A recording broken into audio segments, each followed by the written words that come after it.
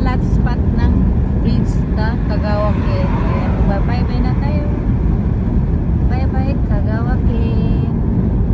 Kami hindi na makakabalik siguro. Ayan. Ang ganda ng kanyang bridge sa totoo lang. Okay, kami pupunta na ng Okayama.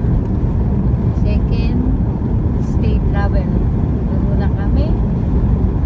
Pangalawa naming hotel spot to. Yan. Yan.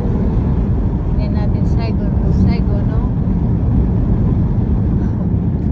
Beach from Kagawa Ken. Ganda, diba? Yan lang ang memory natin.